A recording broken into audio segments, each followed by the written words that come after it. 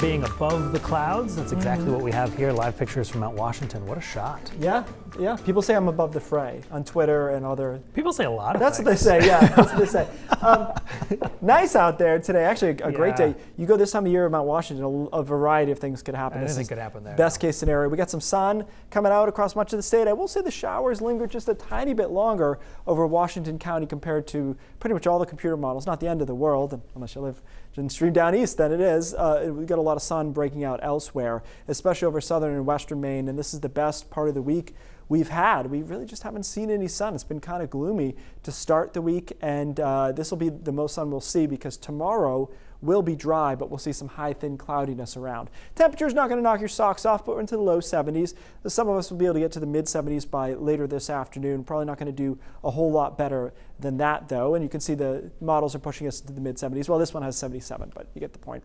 We're going to go quickly through this, though, because tonight is quiet. Tomorrow is quiet, too. It will be cool, and we'll see high, thin clouds coming in. That'll make it feel very fallish tomorrow, which is not what you think about when you think about a tropical system moving in. But, of course, that's the focus of our forecast here. Winds down to 90 miles an hour, sheared apart, especially on the northern side. I told you yesterday that every time you saw this hurricane again, it was going to get more lopsided, right? So here we are, way northern extent, southern, itty-bitty southern part. And that has to do with the jet stream pulling it apart. And that's part of the wind field expanding, but also weakening. And that's going to be a key message here for us. So Cat 1 hurricane, NHC has it hanging on as a Cat 1 through Saturday morning.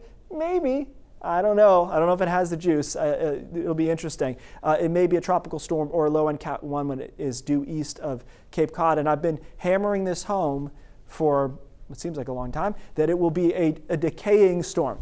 Large wind field, but not a super strong wind field at this point. And so we still have a hurricane watch in effect. Coastal waters, that makes sense to me. I continue to think that this hurricane watch is not going to turn into a hurricane warning, and it's certainly not going to verify with sustained winds over 74 miles an hour. That's what a hurricane is. So over Washington and Hancock counties, I understand you have that. I would not worry about that being a likelihood or really a possibility. Now, these are tropical storm watches. That makes more sense to me. Winds over 39 miles an hour is the criteria necessary. So let's talk about the winds. Wind field big, storms out here.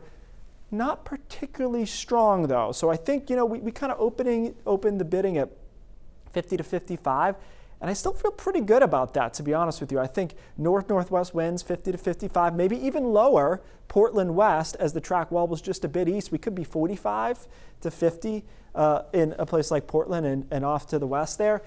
Now, where could we get something over 60? Some of the islands off of the down east coast, I could see getting over 60 miles an hour for a gust, not sustained.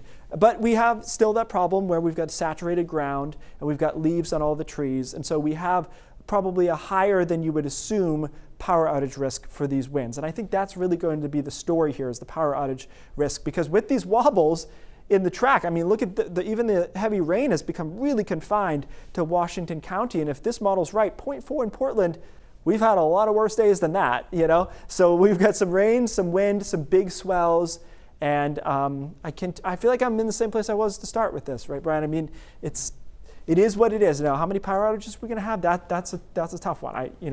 I can't predict exactly how weak the trees are feeling and where they're going to fall, and there's an art to that a little bit. We do clear out on Sunday and some showers on Monday. Big waves, by the way, but no real storm surge. The reason for that, winds from the north-northwest, not pushing water onshore, but offshore. So if anything, they negate the natural storm surge of a tropical storm. Big territory coverage, just not tremendous winds. Impactful, but I don't think disaster. Encouraging news. All right, Keith, thanks.